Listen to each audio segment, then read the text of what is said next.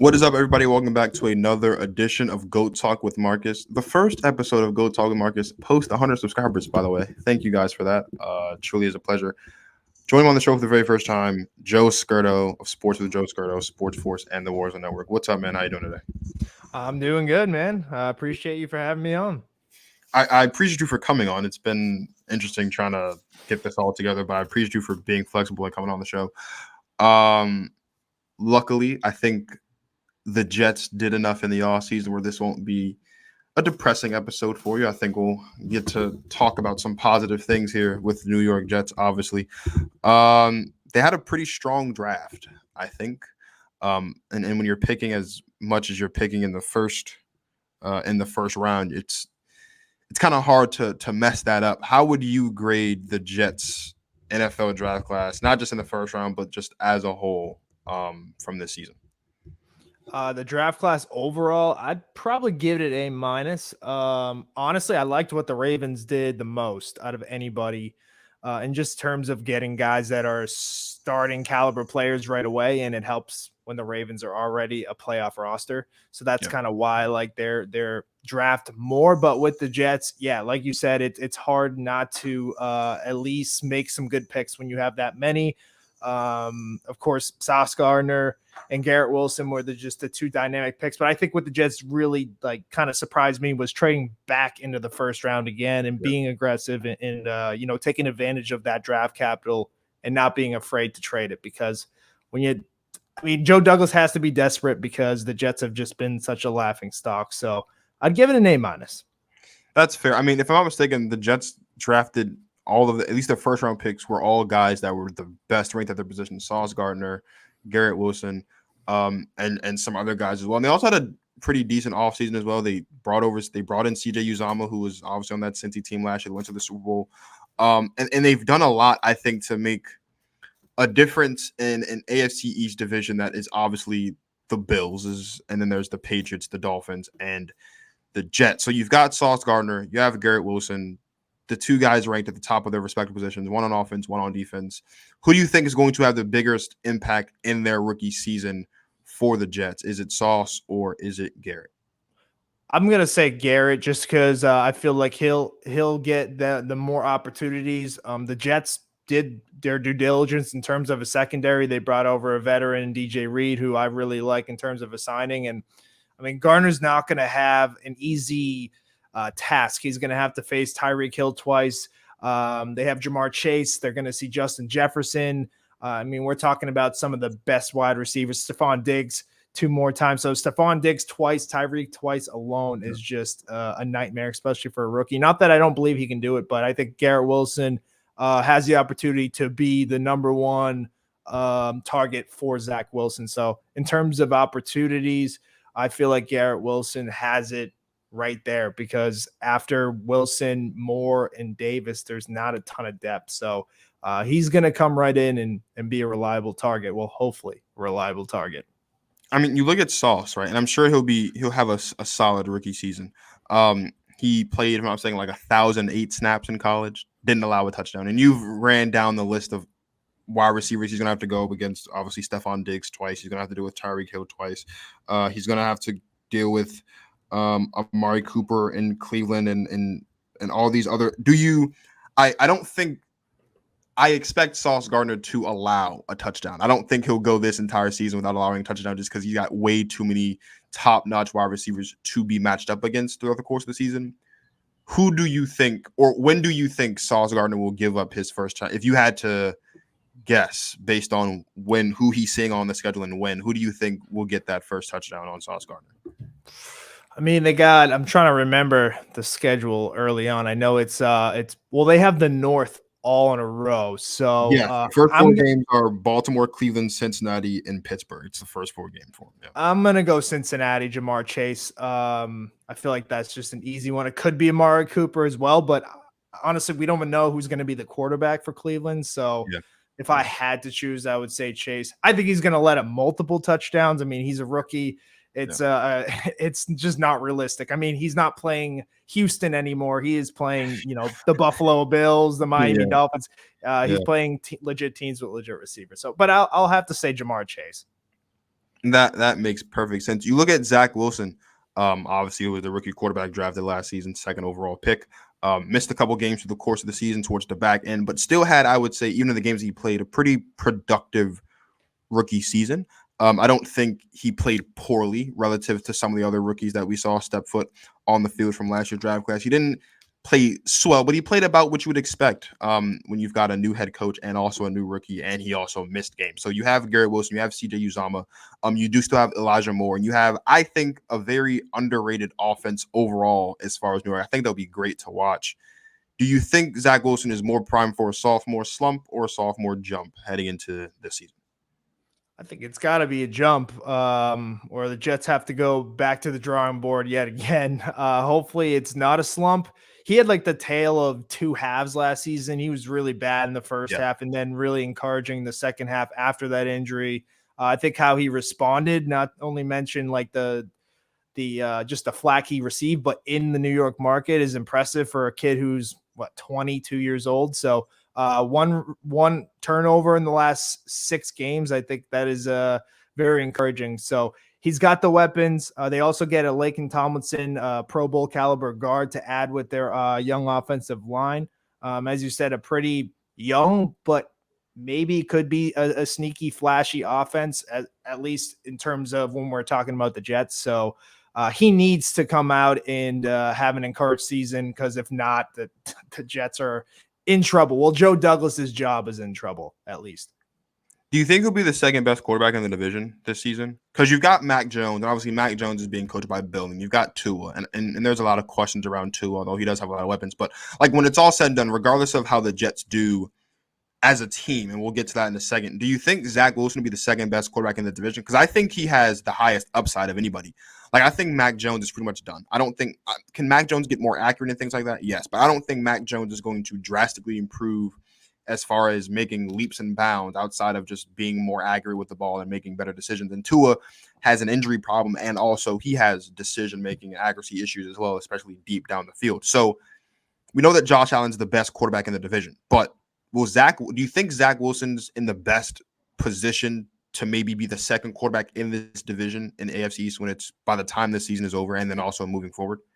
I think, yeah, in terms of potential, I mean, he was definitely the flashiest prospect going in, even when Tua came in 2020, then obviously Mac and Zach coming in 2021. The potential's there. I think it's just easier said than done. But I feel like that's a toss-up. I think he could very well be the second best quarterback in the division, or he very well could be the worst. Honestly, in my opinion, I think it's up to grabs between Zach and Zach and Mac, because I'm not a believer in Tua at all. Not at all. And I like to give him benefit of the doubt, but this is make or break. I mean, if Tua is not the second best quarterback coming in, then that's tough, because I think he has the best in terms of surrounding cast. But yeah, when you're comparing potential, I think it's a toss-up. I mean, I think definitely he has to show us his potential, and if he does, I think definitely he's the second best, because like you said, I think we know what we're getting from Mac. In terms of Zach Wilson, we haven't quite seen that, that potential that made him the second overall pick. Yeah. So, I mean, you look at the Jet schedule, like we talked about, they run through the AFC North to start the season. Obviously, they've got 6 games at the AFC East. They play the NFC North.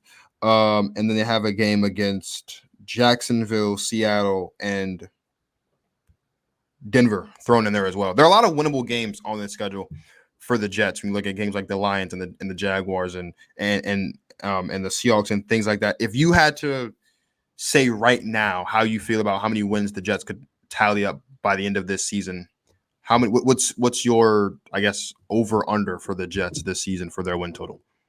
Right. What I saw was I forget what betting website, might have been DraftKings. I think it was 5.5. I'd go the over, honestly, at 6. I'm going to say 6 on the dot as of right now, because how I see it is I feel like they could split with New England and with Miami. I don't see them beating Buffalo at all. And then, Jacksonville, Detroit, Seattle, those all 3 very winnable games. And then maybe you steal one in a game that you're surprised that they did, because I mean, they stole a few last year when they weren't expected. They beat Tennessee, they beat Cincinnati, and they almost beat Tampa Bay too. So I think with those 5 winnable games, I think you're bound to at least steal one. So I'll go 6-11 right now.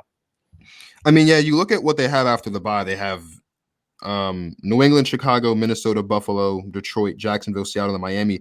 I mean, the only 2 games on that stretch that I think you look at that are definitively probably losses, or at least the spread will show that, is the game in Buffalo and the game in Minnesota. But the other, what is that? The other 6 games there, I think, are all winnable games for the Jets. I'm actually inclined to think they could steal 6, 7, maybe even 8 games this season. I really love Zach Wilson. I think Zach Wilson is fantastic. I think he has the talent that we talked about earlier and a lot of great potential. This isn't this, for lack of a better term, this isn't the sexiest team in the NFL by any stretch. They do still have things that they can improve on, but I think this would be one of the more flashier, more fun to watch offenses in the NFL this season. And outside of just that backstretch after the bye, of course, you still have your game against the first game against New England and the first game against Miami. And I think that those 2 games are winnable as well. So 6 is probably the safer bet. I wouldn't be surprised if they go 7 or 8, especially with that back half. The Jets, I think, are going to be a very fun team to watch. Though, do you think the Jets, not this season, because I think there's a lot that they have to fix as far as moving forward, but let's say 3 to 5 years from now, could you see the Jets back contending, not for a Super Bowl, but contending and being a threat to make the playoffs within this division, given how you think it could go in the next couple of years? Yeah, I mean, in terms of playoffs, I think it all relies on Wilson. I mean, simple enough. Everything they've done is to better him, and that's something they didn't do with Sam Darnold, even though I think Wilson's a way more superior talent than Darnold. But yeah, it all has to do with Zach Wilson. If he can become that guy, that superstar, I'm talking like top 10 caliber quarterback, then of course, even with the tough AFC, if you have a top tier, top 10 quarterback, you can win any given night. So I definitely think if Wilson takes the right step in the right direction and kind of, I think another important thing is they need to keep a coaching staff for longer than 2 or 3 years. It seems like they change a coach every 2 or 3 years. You need stability, and you need to just be a competent team. Same coaches, same players. Those you just got to build a foundation. So it starts with Wilson and Robert Saleh. So of course they can be. They're trying to build that way, but I can't be super optimistic. just given being a fan. But if you look on paper, given the history, you don't want to have too much optimism in the New York Jets. Absolutely, exactly. That's true. That is true. Last thing, and I know we talked about this a little bit earlier, but just if you look at, because they're both rookies, they both came at the same time, right? You look at Mac and you look at Zach. Who do you think will have the better season this season, Mac Jones or Zach Wilson?